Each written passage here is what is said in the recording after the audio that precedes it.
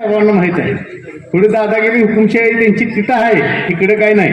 आणि आमच्या भागात भाऊ आमचा भाग पहिल्यापासून मोहोळ तालुक्याचा दक्षिण भाग त्याच्या कधीच दादागिरी ह्याला भेकेला बळी पडला नाही.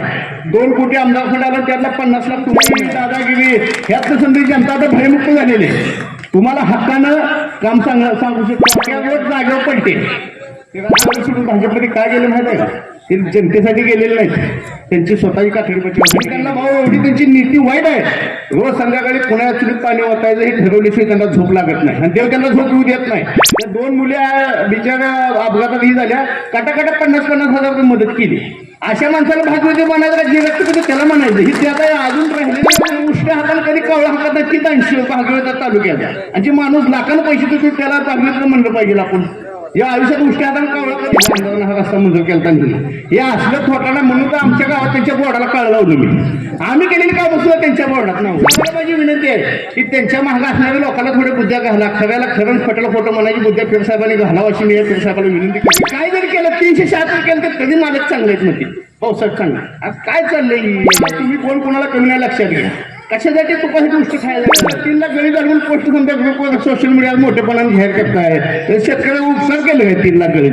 3,31,00,000 रुपये जर तुम्ही जाहीर केला असं आम्हाला अभिमान वाटला असता. याला काय तर थोडं आहे तुमच्या शेतकऱ्याबद्दल दिल्ली सुद्धा कामही नाही आढळली. म्हणजे ह्यांना रोज कुणाच्या आणत पाणी वाटली चिखली त्या रस्त्याच्या शुभारंभानिमित्त उपस्थित असलेले आपल्या सर्वांचे लोकप्रिय दानशूर पाणीदार रुबाबदार आणि ह्या तालुक्यामध्ये जी काय तालुक्यात म्हणणार नाही मी, ह्या इकडल्या भागात थोडी दहशत होती, दादागिरी होती. त्या दहशतीचा दादागिरीचा गर्दनकाळ असे आपल्या सर्वांचे लोकप्रिय लाडके आमदार राजाभाऊजी खरे त्या कोल्हापूर जिल्हा परिषद गटातील फिक्स जिल्हा परिषद सदस्य नितीन मिळे पैलवान उपस्थित सर्व पाटील सरांची सर्व टीम. आता बऱ्यापैकी माझ्या परिचय जे त्यांची पाटील सरांची जी एनजीओ ब्रिगेड आहे, बालाजी असतील त्यांचे सर्व सहकारी उपस्थित सर्व पुणेरी गावातील ग्रामस्थ. वास्तविक पाहता सर आता या सरांनी सांगितलं की ते त्या भागात एवढे लोक हे आहेत. आता काय परिस्थिती अशी आहे की त्यांचं पण नाईलाज आहे. त्यांच्या मनात काय चाललंय काय नाही आपल्या सर्वांना माहीत आहे. पुढे दादागिरी हुकुमशाही त्यांची तिथं आहे, इकडे काही नाही. आणि आमच्या भागात भाऊ आमचा भाग पहिल्यापासून मोहोळ तालुक्याचा दक्षिण भाग त्याच्या कधीच दादागिरी ह्याला भेकेला बळी पडला नाही. त्यानं कार म्हणलं वगैरे मनाची ताकद आमच्या या भागाने कायम त्याच्या पाठीशी म्हणजे आम्ही ठेवलेले. त्याच्यामुळे येणाऱ्या काळात जे आमदार फंड असेल, तुम्ही लय भाग्यवान आहे. 2 कोटी आमदार फंड आला, त्यातला 50 लाख तुम्हाला मिळाला. 146 गावाची मतदारसंघात 146 वाटतं गाव आहेत. 146 आहेत का 1.5 म्हणजे 145 गावात 1.5 कोटी आणि तुमच्या एकट्या कुंडीला 50 लाख आहे. म्हणजे तुम्ही किती भाग्यवान आहे लक्षात घ्या. तुम्ही दिला, आम्ही समजाच गावात लीड दिला. हो बोटावून म्हणजे की गाव आहेत त्या भागातली सुद्धा लीड देण्याची लोकांची मतं टाकण्याची इच्छा असती होती, पण ती नाही जण टाकू शकली नाही. समजाच गावाने लीड आमदार साहेबांना दिलेलं. तुमचं थोडं आमच्यापेक्षा तुम्ही थोडं लांब आहे. 2 हात आमच्यापेक्षा आगाव आहे तुम्ही. तुमचं अभिनंदन आहे. त्याच्यामुळे येणाऱ्या काळात ज्या काही निवडणुका असतील त्याच्या तुम्ही जसं आमदारकीला खंबीरपणे उभा राहिला तसंच येणाऱ्या जिल्हा परिषद पंचायत समितीला सुद्धा आपण जे काही उमेदवार देतील, निळे पैलवान आहेत पंचायत समितीला, अजून जे उमेदवार आपला असेल आपल्या पार्टीचा, त्याच्या मागे तुम्ही खंबीरपणे उभा राहा. तुमच्या मागं हा माणूस दानशूर आणि सर्व ताकदीनिशी माणूस आमदार साहेब आपल्या घरातला माणूस आहे. प्रत्येक माणूस भाऊ ह्या मोहोळ तालुक्यातली तुम्हाला 1,31,202 मतं पडलीत. ह्या मोहोळ तालुक्यातील 1,31,202 आमदार आहेत. स्वाभिमानी संधी जनता आहे आणि या प्रत्येकाला तुम्हाला हक्का आमदार मतदान केलेलं आणि प्रत्येकाला स्वतः आमदार झाल्याचं वाटतंय.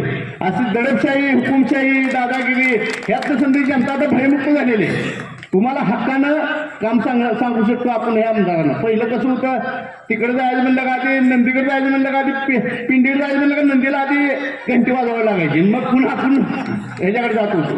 तसं आता नाही, डायरेक्ट हॉलंड सोल डायरेक्ट खटक्यावर जागेवर पडते. हा वन वे. त्यामुळे काय भ्यायचं कारण नाही.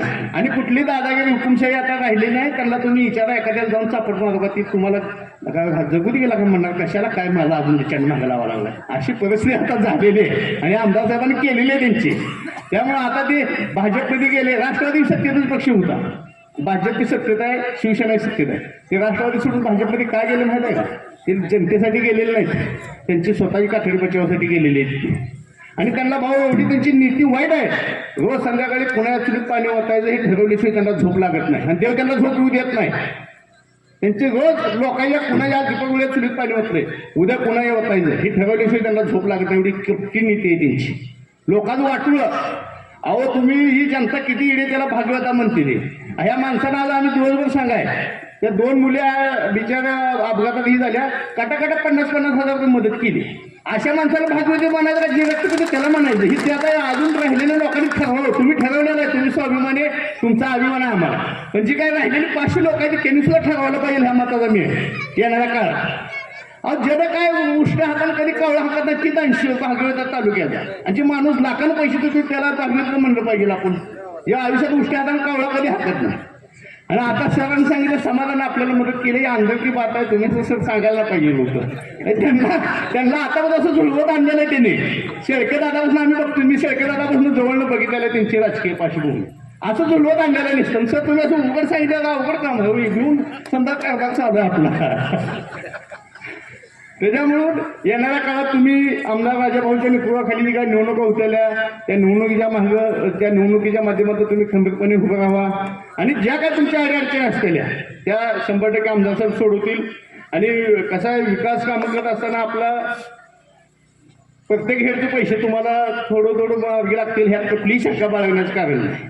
आणि तुम्ही सर आता जी म्हणला का, आमदार पाटील सरांनी सांगितलं त्यांच्या प्रस्तावित की पहिल्या आमदारांना हा रस्ता मंजूर केला दिला. हे असलं थोटाणा म्हणून तर आमच्या गावात त्यांच्या बोर्डाला काढलं लावलं मी. आम्ही केलेली कामं सुद्धा त्यांच्या बोर्डात नाव होती. म्हणजे लोकांना येड्यात काढायला जाणताय काय सुद्धा नाही. यशवंत मानेनं कामं बिमं ही त्याच्या आता सोलापूर पंढरपूर तिथे रस्त्याचं काम चालू आहे. ही मोहोळ तालुक्याचा विद्यमान आमदार होतात त्यावेळेला. मग ते काम कुणी चालू व्हायला पाहिजे? कुरुलकडनं चालू व्हायला पाहिजे, पंढरपूरनं चालू व्हायला पाहिजे.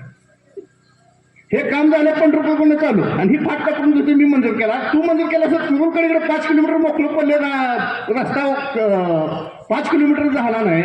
मधनं तिकडून त्या बँकशी ऑफिसकडून बबनदादा शिंदेने त्या रस्त्यासाठी प्रयत्न केले.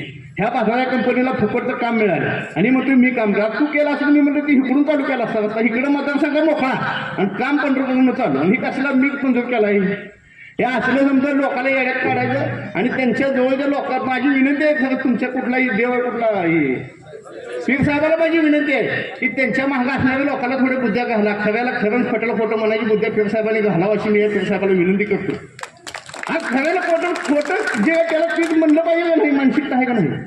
काय नाही, त्यांनी काय जरी केलं 376 केलं तर कधी मालक चांगले आहेत नव्हते, पावसाळ्यात चांगलं. आज काय चाललंय येड्याचा विचार? हा असं नाही ना. खऱ्याला खरं खोट्याला खोटं. आज प्रत्येकाला आज उज्ज्वला फिटायला पाळी आली तिथं, तशी प्रत्येकाला पाळी येणार आहे. ते असं जर गाफील तुम्ही राहिला तर. त्याच्यामुळून आपण स्वाभिमानानं जगलं पाहिजे. आज तुम्ही कोण कोणाला कमी नाही लक्षात घ्या. कशासाठी तुपाची गोष्ट खायला कोणाला काय त्यानं काय? अहो 3 लाख गरीब झालं म्हणून लोकनेतेच्या पोस्ट, पण 3,050 रुपये वेळ दिला, मग कुठल्या भागाने त्याची पोस्ट केली का? अभिमान वाटला असता आम्हाला बाकीच्या कारखान्यापेक्षा 50 रुपये जास्त दिलं. तुम्ही 3 लाख पोस्ट झाली, 3 लाख गरीब झाले म्हणून पोस्ट समजा ग्रुपवर सोशल मीडियावर मोठेपणाने जाहीर करताय. शेतकऱ्याला उपचार केलं काय? 3 लाख गरीब 3,31,00,000 रुपये जर तुम्ही जाहीर केला असता आम्हाला अभिमान वाटला असता. याला काय तर थोडं आहे तुमच्या शेतकऱ्याबद्दल तळमळ तुमची. तुम्ही आज देव पाण्यात घालून बसलाय. भीमा बंद पडाव, जखरा बंद पडाव, तिचा पती मरुदीन माझ्या हाती लागू ही भावना तुमची. ती बंद पडावून माझ्या कारखान्याला समजा लोण्याचा गोळा या. हे आता ही जनताला आता ही चालणार नाही. जनतेने तुम्हाला ओळखलेलं आहे. इथनं पुढले काय आता गेल्या वेळेला सुद्धा भाऊ कालच्या डिप्युटीशीला किस्सा आम्हाला पालकमंत्र्यांनी दिल्ली सुद्धा कामं ही नाही आढळली. म्हणजे ह्यांना रोज कुणाच्या आणत पाणी वाटल्याशिवाय ह्यांना झोपच लागेल, ठरवण्याशिवाय झोप लागेल, ह्यांना देव झोपच घेत. म्हणजे एवढी ह्यांची वाईट नीतिमत्ता ह्यांची. आणि पुन्हा आव्हानाला मी कुठं काय केलं, मी कसला आहे का, असं आहे का, तसं आहे का, असलं आव्हान. त्याच्यामुळे हे तालुका सुखी समाधानाने झोपतो आता. नाही तर पहिलं कसं होतं की सकाळी झोपेतून उठला का नवीन अध्यादेश आलेला असायचा. ते गाव ह्याला जोडलं, तिथं ते ऑफिस तिकडे पळवलं. त्यामुळे विकास नाही झाला तर बाद झाला. कुठं 3,000 कोटी त्यानं विकास केला म्हणून थप्पा हाणते सध्या गावात तालुक्यात. त्यामुळे लय विकास शांत सुखी समाधानाने जनता भाऊ येते. 5 वर्ष अजून 4 वर्ष लोकांना घेऊन 2029 पर्यंत. सुखी समाधान. नाहीतर काय तर जास्ती सकाळी उठलं का नवीन काय ते पवित्र येते, कुठलं तर ऑफिस पळवलेलं असते, कुठलं तर गाव इकडे जोडलेलं असते, ती गाव इकडे जोडलं असली बनणार. त्यामुळे ह्या जगलेली टोळी ह्यांना लोकांना येड्यात काढायचं. चंगू मंगू संगू ही समधी गँग आहे, ह्यांच्यापासून तुम्ही सावध राहा. तुम्ही स्वाभिमानी 1000 लीड मी जोक नाही तुम्ही सर, 1072 मताचा लीड. तसं आम्ही कमी पडलो म्हणावं लागेल तिकडं. आम्ही पहिल्यापासून त्याचे हे असताना सुद्धा तुमच्या मागं आम्ही यायला पाहिजे, पण तुमच्या लय फरक नाही. आणि आमच्यात 188 मताचा लीड आहे फक्त. तुमच्या निम्यानंतर चाललं पाहिजे, तुम्ही चाललो नाही आम्ही. असू द्या, तुम्ही येणाऱ्या काळात असं आमदार साहेबांच्या मागे खंबीरपणे उभा राहा. आमदार तुमच्या पाठीमागे खंबीरपणे उभा, एवढं मी या निमित्तानं तुम्हाला सांगतो. तुम्ही कुठलीही मनात शंका बाळगू नका. तुमच्या मागे साम दंड समजेच तयारी असणारा व्यक्ती आहे. असा काही निस्ता बोलणारा किंवा हे करणारा माणूस नाही. पैसे लागले पैसे, हुकुमशाही लागली हुकुमशाही, समजत आहे विषय. फक्त सामान्य जनतेवर अन्याय झाला ना पाहिजे, ह्या माणसाचं एकच वाक्य आहे. सामान्य लोकांना न्याय मिळाला पाहिजे, सामान्य लोकांना अन्याय झाला ना पाहिजे, सामान्य जनता सुखी समाधानानं मानली पाहिजे. त्यामुळे तुम्ही येणाऱ्या काळात ज्या जिल्हा परिषद असू द्या, पंचायत समिती असू द्या, विधानसभेसारखा दणका द्या. अजून आमदार फंडातून 1 कोटी रुपये तुम्हाला मिळो ही तुमच्या सर्वांना शुभेच्छा देतो. आमदार साहेबांना विनंती करतो. एवढं बोलतो आणि इथं सांगतो जय हिंद.